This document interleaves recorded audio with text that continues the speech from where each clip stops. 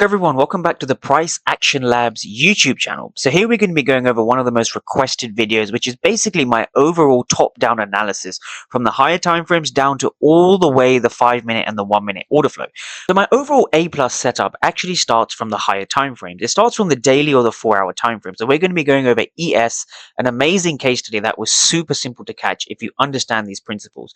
So we start with a higher timeframe bias, and we are looking for these 4 things. So structure, dealing range, PD arrays, and fair value gaps. So let's head up to the daily time frame and understand what we're looking at. So on the daily time frame, what's happened is, in fact, let's quickly break this down. So we have on the higher time frames market structure, dealing range, PD arrays, and fair value gaps, premium and discount arrays, and fair value gaps.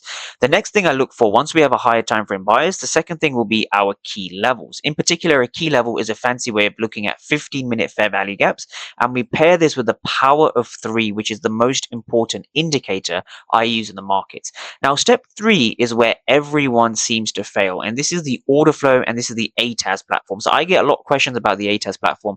Just to be aware, the ATAS platform itself is very, very important to use, and the reason why is because the ATAS platform gives you the order flow, right? So we can draw, let's say, a key level like this. This is a 15-minute fair value gap, and what you need to understand is you're reading the same data, but you actually get to read the buyers and sellers inside of every candle. So you need to be using the order flow if you want to trade correctly. Now, with that being said, let's get into the actual meat of the video. So if we start with the daily time frame, right? The daily time frame, we want to understand a few things, right? We are looking for basic market structure. So notice how price has given us a structural high, structural low, structural high, and then we had a break over here. So this break corresponds to this area over here. So this is now going to be, so I have structure high, I have structure low, I have structure high. Right now from here, what's happened is if we zoom into price action a little bit more, what we can see is price has actually filled this higher time frame fair value gap, right? So price is coming to a daily bullish fair value gap, and we've respected this zone. So if we just draw this over to the left, we see 2 areas where price has tapped into a daily fair value gap, price has tapped into a daily fair value gap. So what's important to understand is that we actually didn't have a discount for this leg, right? So when price moves higher like this, so we have an impulse leg from this structural low all the way up to the all-time high over here. So we haven't really come into the discount up until this stage, right? So this is what gives us the confirmation to look for buys. We're at a daily POI, we're at a daily fair value gap, and we're below this 50% level. Now, with that being said, let's now head down to the 15-minute time frame. So on the 15-minute time frame, there's a few things I look for, and we're going to break this down.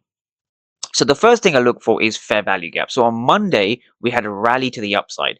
So when we went into Tuesday's price action, right, I'm understanding things in terms of the Asian range and where the POI has been left. So to make things very clear, a key level or a point of interest is simply a 15-minute fair value gap. This is the most important thing to understand, and this is what most traders miss. So this is our 15-minute fair value gap over here. So once we have our 15-minute fair value gap, trading is just a waiting game. And just to be clear, why is this a 15-minute key level or a fair value gap? Well, the way I mark out my fair value gaps is very simple, and I'm going to make this clear so traders understand. The fair value gap is going to be in this region, right? This is the fair value gap I'm marking in blue, right? This is not a fair value gap. This is an order block or a key level. The reason I call it a key level is because I am actually waiting for price to come down into this area so it fills the entire fair value gap before heading higher. It's really that simple. So you're analyzing how price behaves inside of this level, right? Notice how we don't have any fair value gaps before. We have efficient pricing all the way through. Now let's continue to play price on and see what we end up getting, right? So now we're going to be going over a 2-phase manipulation. 2-phase manipulation with the power of 3. So I use the daily power of 3 to start things off. So this is the daily power of 3. In fact, let me pardon that. Sorry, that's the 4-hour power of 3. So you always want to use the daily power of 3 to understand where you are. Now, simply put, how do you use the daily power of 3? Well, it's very, very simple. You want to be buying below the daily opening price. So the daily opening price you can see is this area over here, this line over here. So this POI is a high probability POI. Now, why is it a high probability POI? So if we break down what's actually happened over here, right? What's happened is very, very simple. We have broken structure to the upside. So we've broken some structure in this region, right? Price has broken structure over here. right? We've created a new high over here, and we've left a fair value gap, right? When we dive into more recent price action, what we can see is prices below the Asian range and therefore below the daily opening price. So this is the daily opening price. Price has taken out the Asian range high and now is taken out the Asian range low. So let's break this down in terms of a two-phase manipulation with the power of three. So the way the markets work typically is we're going to have an accumulation. The markets will accumulate liquidity. Now, if price wants to move to the upside, we will have a manipulation of the upside and then the downside. These are my favorite setups if you combine them with key levels and the power of three. This is important to understand. So we see price heading higher and then heading lower into a key level, right? These are the golden setups you're looking for. So it's really quite simple when you understand what you're looking for. Now from here, once we see price coming into a key level, we are waiting for the market to show its hand. And the way we do that is by being patient. So this was a very, very large impulsive candle to the downside, right? So this was actually the 3 p.m. UK time news or the 10 a.m. Eastern. So my rule with news events is very, very simple. So this was a day of recording the 2nd of April. On the 1st of April, we had some news events. So 3 p.m., so 10 a.m. Eastern, we had two news events. My simple rule with news events is to trade after them. It's very, very important. And I wait for the 15-minute time frame to tap into a 15-minute level. Now that price has come into this level, it's important to understand we're below the daily opening price. And if we look a step forward, the best probability trades will be below the daily opening, the daily opening price and the 4-hour opening price, right? This is important to understand. So we have a 4-hour candle resting in this area, right? This is now the 4-hour power of three. And what we can see is prices below the 4-hour 10 a.m. 4-hour opening candle price as well. So now we've tapped into this region, right? So now we need to understand a few things, right? Why is this an A plus setup? Let's break this down. We're below the 10 a.m. Eastern, tick. We've tapped into a 15-minute fair value gap, tick. Now, where do traders go wrong? How do you know if this is going to break upwards or break downwards? Well, the reason I know that, or the reason I knew that at the time when I took this trade live in the Discord, was that I was using the order flow. So the order flow is the most important thing. So if we break this down on the 5-minute time frame, the 5-minute time frame is going to show us exactly what was happening inside of this region. So we can see the same aggressive move to the downside. We see lots of selling volume coming into the downside. Now, what's interesting when we go into the candles over here, for those who don't use the ATAS platform, this is the ATAS platform I use to read volume. Volume and delta. So what's actually happening is we can see price coming in with extreme levels of aggressive selling. In fact, you only need to read a few numbers to understand what is happening. So we see 107 for 0, right? This here corresponds to this candle over here. So let's really break things down, right? Candle for candle. We can see price coming in over here.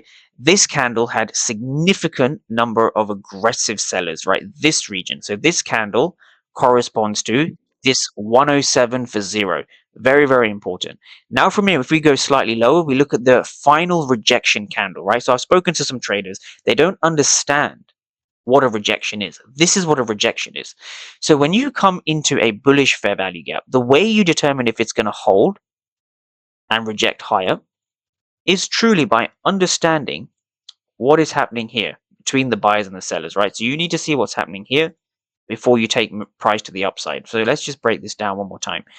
You need to understand what is happening here before you take price to the upside. So you need to be reading this price action, right? So what I've circled over here. So what I've circled over here, we're going to break this down in terms of the order flow, but you don't need to read all these numbers. You just need to read the last numbers, right? So 223 for 60. There's significantly more selling volume than there is buying volume.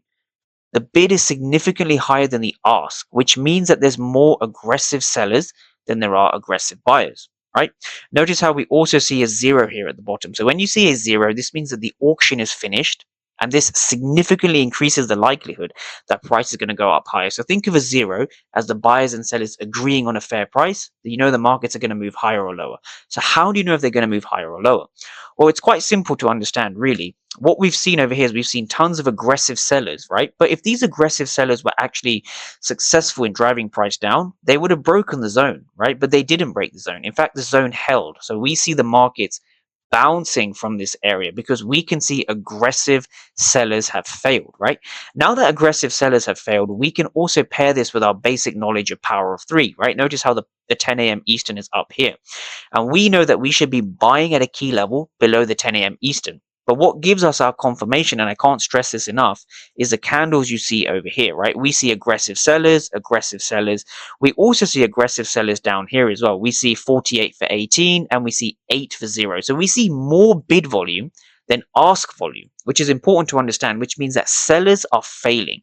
Aggressive sellers are failing, which means passive buyers are propping up in this region. This means passive buyers are propping up in this region.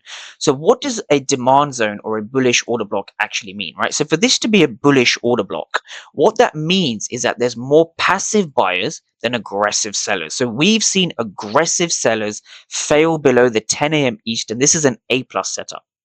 Now from here, we can begin to look for longs, right? So let's break down my setup one more time, right? So we can see here on the 1 minute time frame, let's go down to the 1 minute time frame and let's kind of replay price. So what we've seen so far from the 5 minute time frame is we've seen aggressive sellers fail here. We've seen aggressive sellers fail here. We are also below the 10 a.m. Eastern. Again, we're at a 15-minute fair value gap.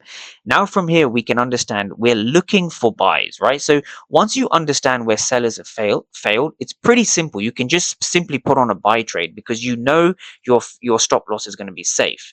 And the reason your stop loss is safe in this area is because sellers have failed. So I always put my stop loss where I know sellers have failed. Again, how do I know sellers have failed? Well, the reason I know sellers have failed here is because of the order flow. So the order flow tells me a few things, right? It tells me the volume has dried up and it tells me sellers have failed, right? 107 sellers were here, 223 for 60 was here. It's showing us that the level itself is strong, right? We also have a further rejection down here at 48.18. So you can comfortably keep your stop loss at this level because you know sellers have failed. So this would be an area I want to keep my stop loss. Now from here, the next question becomes targets, right? Where do you target as a trader, right? Good question. So I simply like to target high of day, right? So our high of day was all the way here in London. This is going to be high of day over here. So let's kind of draw this out, right? This here is high of day. So once you have the high of day in place, right, it becomes very simple to trade. From here, you just simply target your high of day, and this trade obviously played out massively in our favor, right? So what separates the winning traders and the losing traders is using the order flow, right? So catching these trades looks easy, and it is easy, but the reason you don't is because you neglect the most obvious part of the market, right? So I'm just going to put these two charts next to each other, face to face or next to each other, so you can really look at it with your own eyes. What you are looking for is you are looking for sellers to fail, right? So you are looking for sellers down here, which corresponds to this area over here, right? This is the reason the market's moved up in the first place. And so if you are struggling with order blocks or ICT or any of these concepts, it's because you're not applying the fundamental principles of buyers and sellers at key levels.